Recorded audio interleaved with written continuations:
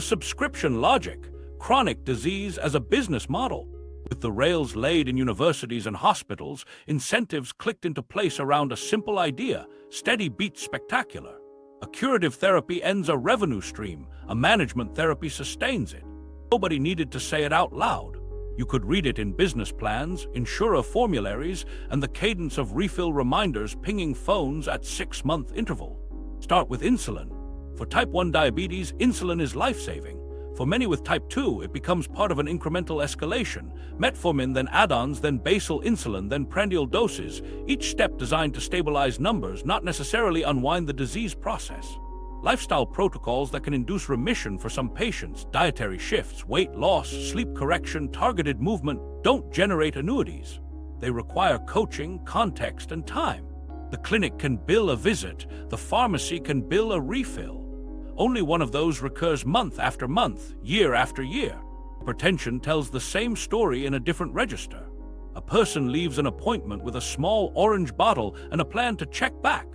Salt intake, stress cycles, sleep apnea screening, and daily movement might lower pressures enough to reduce or discontinue meds. But formularies nudge choices toward low-cost generics first, then branded combinations with rebates attached. Step therapy policies? Fail this drug before trying that one aren't just clinical hedges. They are financial choreography that conditions both prescribers and patients to accept a ladder of lifelong management. Statins, proton pump inhibitors, selective serotonin reuptake inhibitors. Whole categories normalize symptom control for chronic, common conditions. Many patients benefit and some drugs prevent tragedy, but the aggregate pattern is unmistakable. The default is addition, not subtraction. Each ad becomes a subscription, tracked in adherence dashboards, rewarded with medication possession ratios, and celebrated in quarterly reports that praise retention and persistence. Listen to the language on investor days, and it sounds familiar to anyone who has worked in software. Pipelines replace product roadmaps. Lifetime value describes expected revenue per patient over treatment duration. Churn is the percentage who stop therapy. Market penetration is the share of eligible patients on a drug relative to guidelines. These metrics aren't metaphors, they're management tools. Sales teams get goals for starts and stays. Medical affairs teams coach on side effect management to prevent drop-off. Adherence programs text reminders and mail pill organizers with cheery notes because a missed refill is measurable revenue leakage. Pharmacy benefit managers sit at the center of this logic. They negotiate rebates from manufacturers in exchange for preferred placement on formularies, often inside vertically integrated stacks where insurers own PBMs and specialty pharmacies. Think of deals like CVS-Aetna, tightening control over every step. The result is a stack of choices a clinician sees on a screen. Tier 1 with low copay, Tier 2 with prior authorization, Tier 3 with pain. The patient steps through tiers not because each rung is best for biology, but because each rung has been priced and placed to guide behavior. Mails come with coupons that look like generosity and function like loyalty cards. Over time, the system optimizes for predictable refills on predictable products at predictable margins. In April 2018, a Goldman Sachs research note asked a blunt question about gene therapies. Is curing patients a sustainable business model? And answered it with spreadsheets. The report wasn't cartoon villainy, it was arithmetic. A one-and-done cure can shrink the addressable market as incidence falls. A chronic therapy sustains volume. The analysts suggested finding indications with stable incidence and diseases where durable didn't mean done. That memo didn't invent the mindset, it clarified it. When finance officers evaluate portfolios, they weigh risk-adjusted net present value. Annuities score differently than bullets. Clinics feel this logic too. In fee-for-service environments, revenue follows encounters, procedures, and prescriptions. Time-intensive counseling on nutrition or sleep doesn't scale under that code set. 10 minutes to renew a prescription pays, 40 minutes to troubleshoot a nightly routine doesn't. So clinics hire more advanced practice providers to manage panels, layer in protocols, and standardize follow-ups that support medication schedule. Care gaps in payer portals often mean missing tests or refills, not absent lifestyle plans. A micro-story shows the gears. A mid-career primary care doctor builds a panel heavy with metabolic syndrome. He pilots a group visit model for diet and movement. Patients lose weight, several reduce meds. His schedule lengthens, his productivity metrics fall. The hospital suggests he switch to a collaborative care pathway that embeds a pharmacist to optimize polypharmacy. Revenue rebounds. His lifestyle group shrinks to a lunchtime hobby. Nobody orders him to stop. The spreadsheet does. Marketing quietly reinforces habits. Direct-to-consumer ads name symptoms and promise relief in 30 seconds of sunlit kitchens. Disease awareness campaigns expand the perimeter of at-risk. Risk calculators push thresholds lower. Guidelines accommodate with earlier starts and broader indications. Once started, stopping feels risky. What if numbers climb? Deprescribing becomes the exception that requires a brave clinician, a motivated patient, and time neither is paid for. None of this denies the real benefits medications deliver. The point is how structures tilt choices. If a health system were rewarded for remission, you'd see chefs on staff, sleep labs integrated into primary care, and walking clubs coded as billable care plans. Instead, you see refill synchronization, copay cards, and payer star ratings partially tied to adherence. The machine wasn't designed to conspire. It evolved to compound what it can count. Meanwhile, something else is happening beneath the dashboards. The longer a condition persists, the more comorbidities appear. One medication begets another to manage side effects, then a third to manage what the second triggered. A patient begins with reflux and ends with a pillbox that looks like a jewelry organizer. Each addition is rational in isolation. Together, they form the perfect customer, a person whose health depends on a monthly ritual mediated by a supply chain. This is the subscription logic at work. It thrives on predictability, rewards persistence, and treats remission as an outlier. With demand swelling and adherence engineered, the next play would be to harden pricing and protect exclusivity. Because a subscription is only as good as the toll engineering you can charge for the gate. Food, lifestyle, and regulatory capture. While subscriptions were being perfected in clinics, demand was being built in kitchens, cafeterias, and corner stores. You can't sell lifelong management without lifelong conditions. And conditions don't just appear.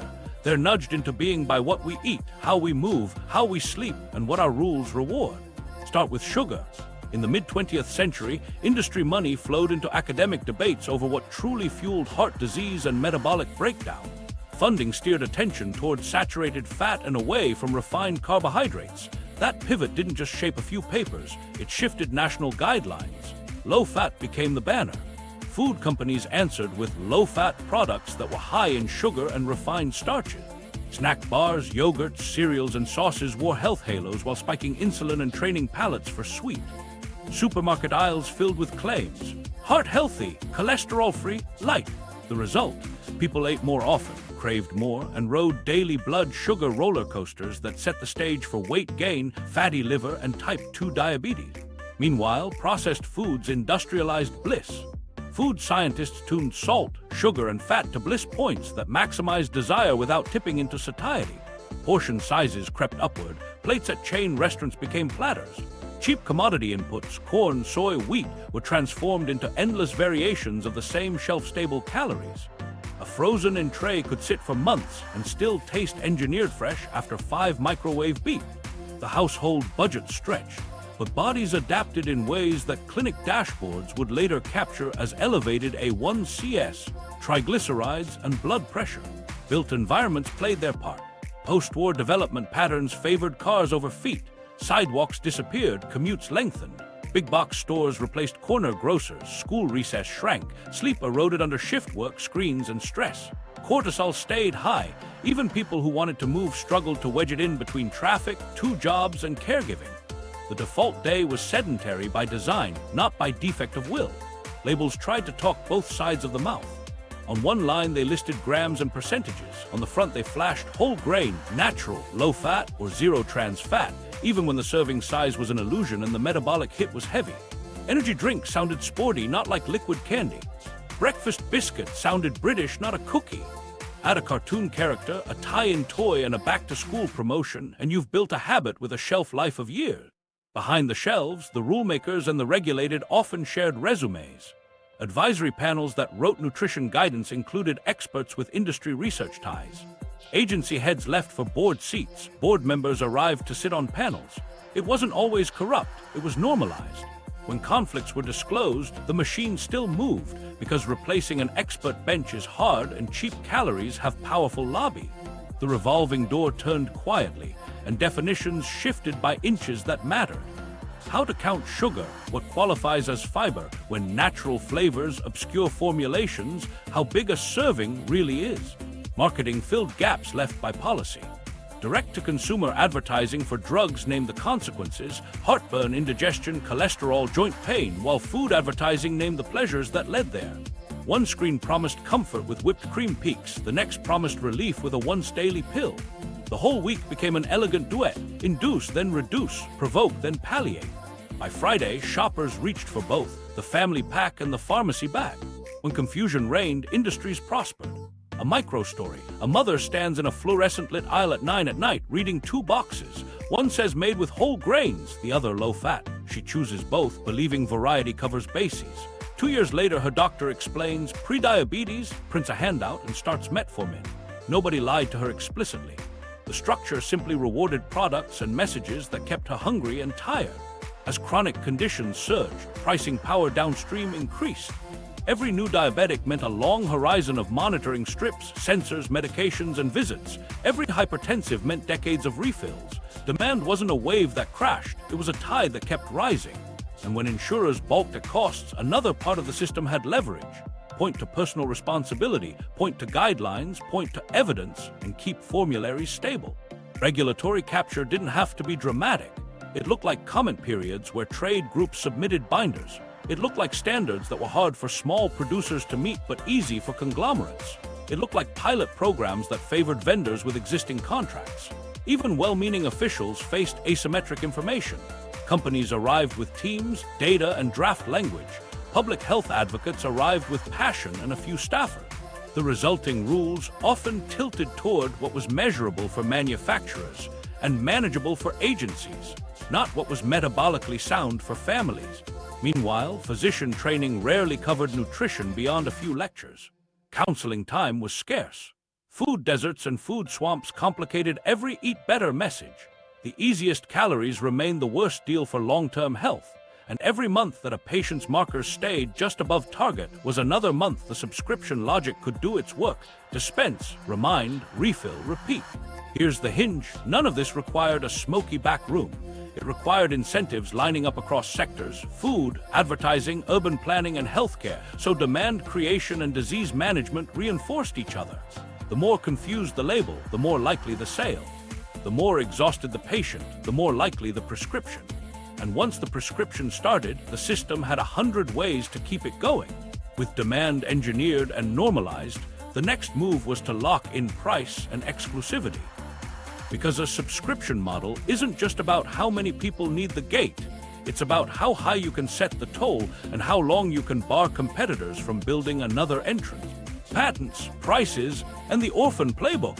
With demand normalized, the game shifted to toll setting and gatekeeping.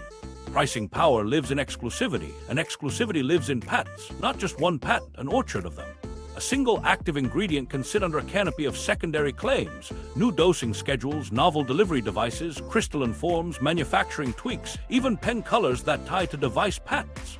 Each branch buys time. Each month of time is measured in revenue targets, not days on a calendar. Take evergreening in its pure form. A blockbuster reaches the edge of its basic patent. Suddenly, filings appear for a citrate salt here, a buffered formulation there, a prefilled injector with a proprietary thread, a no-needle sensation claim based on a bevel change. Competitors clear the molecule, but they still meet a thicket. Litigation follows. Settlements set launch dates years out. On paper, the science advanced. In the pharmacy, the box on the shelf barely changed, while list prices rose and discounts hid in shadows. Sponsors call this life cycle management. Health plans call it budget pressure. Patients call it a New Year's deductible that wipes a checking account in one afternoon. Meanwhile, internal teams celebrate defensive wins because they mean another quarter of premium pricing. A micro-story. A hospital pharmacist switches a patient from a familiar injector to a new and improved pen. The dose is identical. The copay doubles. The improvement: a dial that clicks more softly, and a patent that clicks for longer. Orphan drug policy adds a different engine. In the 1980s, lawmakers wanted to help patients with rare diseases that the market ignored. They created the Orphan Drug Act with incentives: 7 years of exclusivity, tax credits, fee waivers, and sometimes priority review. For true orphans, it worked. Treatments appeared where none existed, but companies learned a second move: define smaller and smaller subgroups, carve indications into niches, and stack exclusivity. A medicine for a few thousand people can carry six-figure annual prices because there's no substitute and insurers can't say no without headlines. Over time, a drug can accrete multiple orphan protections across slices of a broader condition, each slice a lock on a slightly different door. Biologics amplified the moat. Unlike small molecules, which generics can copy atom for atom once patents expire, biologics are complex proteins made in living cells. Copying them creates biosimilars, not generics, and regulators require proof of no clinically meaningful difference. Then there's an extra bar: interchangeability for automatic pharmacy substitution. Each step adds cost, time, and uncertainty. Layer on device patents around pens and pumps, add trademarked brand equity, and the originator keeps a wide lane for years after nominal exclusivity ends. The list price can climb while net price dances behind rebate curtains. Shoppers see only what leaks through. Enter pharmacy benefit managers, the brokers of this market, often owned by the same insurers that pay the bills. They negotiate rebates, design formularies, and control who gets prime shelf space in the electronic prescribing window. Manufacturers pay to be preferred. Plans tout savings off inflated list prices. The spread, what's paid, what's rebated, what's kept, confuses everyone except the spreadsheets that reconcile it. Doctors see tiers and prior authorization. Patients see coupons that magically neutralize copays for the preferred brand, while a clinically similar competitor sits 2 tiers higher with bureaucratic tripwires. The sickest patients become bargaining chips in rebate poker games they never chose to play. Watch the insulin market to see all these forces converge. The core molecule is old, but device patents, incremental analog tweaks, and a rebate war kept list prices climbing for years, while net prices were hidden in contracts the patient never sees. Biosimilars trickled in slowly. Interchangeability took time. Plans preferred products that fed the rebate machine. Patients who couldn't navigate assistance programs rationed doses, then showed up in emergency rooms with ketoacidosis. Congress hauled executives into hearings. Prices budged in public while contracts hummed in private. The subscription model didn't blink. It just adjusted copay cards and replenishment schedules. The United States stands out globally because other countries set reference prices, bargain nationally, or refuse drugs that don't meet cost-effectiveness thresholds. Here, fragmented payers, protected exclusivities, and legal firepower sustain higher list prices and intricate rebate flows. Manufacturers argue that those margins fund research and development. Critics point to shareholder returns, buybacks, and marketing budgets that dwarf trial costs for many indications. Both can be true in pieces. What matters to a family at the counter is the number on the receipt and whether the cheaper clinical option was ever offered. Then come the specialty plays. A gene therapy launches at $1 million per dose. To make it palatable, payers and manufacturers discuss annuity payments tied to outcomes. If the effect wanes, payments pause. If it holds, the stream continues. It sounds like accountability, and sometimes it is. It also wraps cures in financial products that echo the very subscription logic the therapy threatened. If a one-and-done acts like a bond on a balance sheet, the system has converted a cure into a managed cash flow. Legal strategies knit the perimeter. Patent term extensions claim regulatory delay. Citizen petitions to the Food and Drug Administration slow competitor approvals with safety concerns that read like stall tactics. Authorized generics appear to undercut true generics at launch, splitting the market and softening price drops. Pay-for-delay settlements, carefully structured to skirt antitrust heat, push competition back a fiscal year or 3. Every maneuver buys time, and time buys revenue.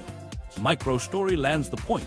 A rheumatology patient does well on a biologic whose exclusivity just lapsed. A biosimilar arrives 20% cheaper. The plan keeps the originator preferred because the rebate is richer, making the net price to the plan lower than the biosimilar's sticker. At the counter, the patient's copay is based on list price, not net. She pays more to stay on the drug the plan prefers for reasons she'll never see. Everyone says value, but no one means the same thing.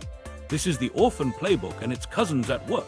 Stack protections, shape competition, price to the brink of outrage without tipping over, and route savings through channels the patient can't audit. It doesn't require malice. It requires mastery of rules written to reward innovation and a tolerance for side effects measured in household budgets. The cure isn't absent. It's often just fenced, financed, and when necessary, fractioned into niches that keep the toll booth staffed. The hospital insurance money loop. While patents set tolls, the delivery system learned to print tickets. Hospitals and insurers built a loop where volume, codes, and contracts turned sickness into steady revenue, no matter who technically paid the bill. Start with fee-for-service, the backbone of the loop. Every service has a code. Every code has a price. More codes mean more revenue. A clinic visit becomes 3 codes when you add a test and a minor procedure. A hospital stay becomes a forest of line items, pharmacy, imaging, supplies, therapy minutes. Nobody needs malice to inflate, they just need a target. Managers track relative value units. Clinicians feel the nudge to do just one more reimbursable step. Preventing problems pays once. Managing problems pays again and again.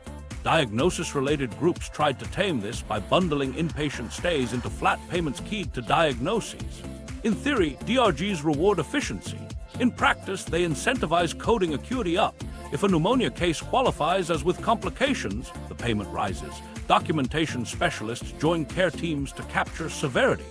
The care may be unchanged. The chart evolves so the bill does not leave money on the table. Meanwhile, the charge master, the sticker price list nobody pays, bloats into a fiction that still matters. Discounts are negotiated off those fictions, and patients out of network or with high deductibles can be charged against numbers set to be discounted, not lived with. Nonprofit hospitals grew by absorbing physician practices. The pitch to independent doctors was simple: sell your practice, get a salary, lose the headaches. The hospital gains downstream referrals, facility fees, and control of scheduling. A blood draw that used to happen in a small office now occurs in a hospital outpatient department, which can legally add a facility fee. Same nurse, same needle, new code, bigger bill. The patient pays more for geography. The system books growth without doing more medicine. Surprise billing exposed one seam in the loop. A patient books a surgery at an in-network hospital, believes they are covered, and then receives a bill from an out-of-network anesthesiologist group they never met before the mask. Laws narrowed this practice for many settings, but facility fee loopholes and carve-outs remain. Hospital-based clinics can charge like hospitals even when they look like offices. Site of service becomes destiny for a bill. Vertical integration tightened the loop further.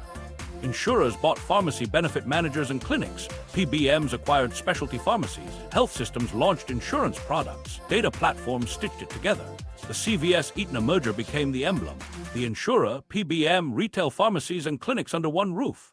In one stack, a patient's premium, clinic visit, prescription, and refill all travel inside related entity. Claims data predict risk, care managers nudge behavior, formularies steer drugs, owned pharmacies capture margins. A closed loop can coordinate care. It can also coordinate capture. Watch a micro-story unfold. A woman visits a hospital-owned primary care clinic for routine follow-up. The clinician orders 2 labs and a screening electrocardiogram. The hospital bills a facility fee for the visit, a professional fee for the clinician, a technical fee for the electrocardiogram, and separate line items for laboratory processing, all at hospital outpatient rates. Her plan applies the deductible to each. The same care in an independent office would have been a fraction. She calls the billing office. They explain it's standard. She pays on a plan with interest. Meanwhile, outcomes rarely drive dollars. A cardiology group can earn more by placing stents and interpreting echocardiograms than by sitting with patients to redesign meals, sleep, and stress patterns.